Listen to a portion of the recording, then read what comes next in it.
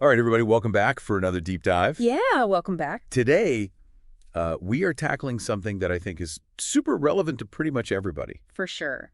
Getting organized. Yes. We're talking about how to bring some order to two of the, I think, most chaotic parts of life. I agree. Parenting and your home. Absolutely. So to guide us on this quest for calm, we've got two really cool sources to pull from today. Okay, awesome. The Power of Organized Parenting and a book called Your Home, Your Sanctuary. I like it. So think of this deep dive as like a crash course Yeah. in feeling less overwhelmed, Okay. more in control, Right. both as a parent and in your living space. It sounds like a dream. It does, right? Yeah. I mean, who wouldn't want that? Absolutely. So the power of organized parenting really got me thinking about Yeah. the power of routines in a whole new way. Okay. You know, we all know routines are important for kids, right? Right. But this book argues that they're not just about, keeping kids in line. It's actually deeper than that. Okay. Like routines actually help kids thrive. Yeah. I mean, think about it. It makes sense when you think about how much kids crave predictability Totally. and, a sense of security. Absolutely. Knowing what to expect reduces a lot of stress and anxiety for kids. And it's funny because the book actually mentions this study by Dr. Jane Nelson. Okay. Yeah, she's a child psychologist.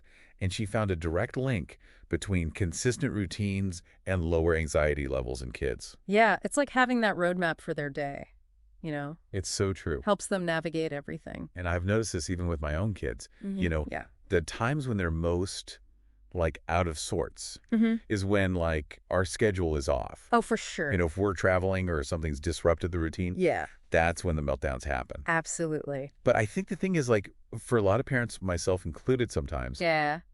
the idea of being like super strict with routines can feel a little overwhelming. All right. It can feel rigid. Rigid, right. Like there's no room for spontaneity. Exactly. Yeah.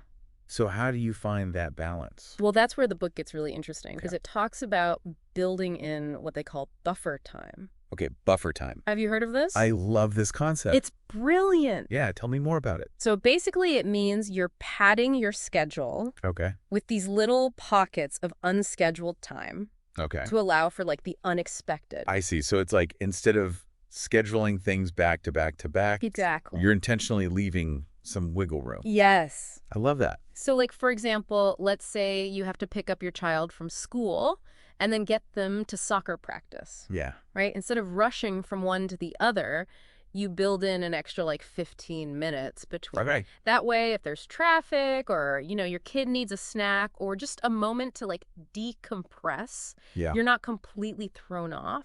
That's such a good point because I feel like as parents, Yeah. we often put so much pressure on ourselves to like stick to this rigid schedule. Right. And then when something inevitably comes up, Inevitably. we feel like we failed. Exactly. And that just adds to the stress. Totally. So this idea of buffer time, it's almost like giving yourself permission to not be perfect, Yes. which I think is so important. Absolutely crucial in parenting, I think. So listeners, I'd love to hear from you. Yeah. Where do you feel like your family routine could use a little bit of buffer time? What are those pain points where things always seem to go off the rails? Yeah, and speaking of creating a sense of calm, Yes. let's shift gears a little bit Okay.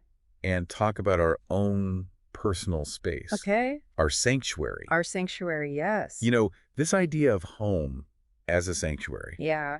really resonated with me from the book, Your Home, Your Sanctuary. I love that title. It's so good, right? Yeah. Because it hints at something beyond just, keeping things tidy. Right. It's not just about appearances. It's deeper. It's a feeling. It's a feeling. It's a whole mindset shift. It's like instead of viewing our homes as just a place to get things done, Yeah. we should see them as spaces to recharge, Yes. to support our well-being. I love that.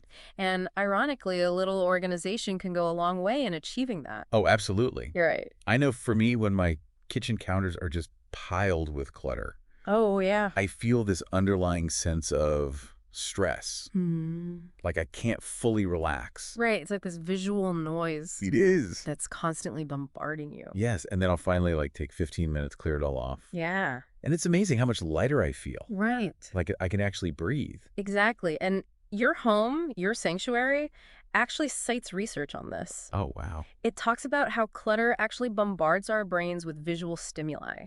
Yeah. making it hard to focus Oh, yeah. and leading to feelings of overwhelm. Makes so much sense. It's not just about aesthetics. Right. It's about creating a space that actually supports our mental clarity And well-being. and well-being. Exactly. That's so cool. And the book even suggests a specific method for tackling clutter Oh, really? called the 4-box method. The 4-box method. Yeah, basically you go through a space with 4 boxes. Okay. One for trash, Okay. one for items to donate, Okay. one for things that belong elsewhere in the house, and one for items you want to keep in that space. Okay, so it's like a sorting system. It is a sorting system. It's brilliant. I love that. I highly recommend it. That sounds amazing. Yeah. Maybe we can dive into that more in another time. And we should. Yeah. But for now, Yeah. I think the takeaway is that, organization, Yeah. both in parenting and in our living spaces, is about so much more than just appearances. Absolutely. It's really about intentionally creating an environment, Right. both internal and external, Yes. that fosters peace and harmony. I love that. Yeah, it's about creating a space that supports the life you want to live, both for your family and for yourself. So listeners, Yeah. we've given you a lot to think about today. Yeah, we have. But if you had to pick just one small area Okay. in either your parenting or your home, where could you experiment with some of these principles this week? Yeah, what's one tiny tweak you could make that might have a ripple effect? Exactly. You might be surprised at the results. Absolutely. A little organization can go a long way. It really can. All right, thanks for joining us for another deep dive. We'll see you next time. See you later. Bye. Bye.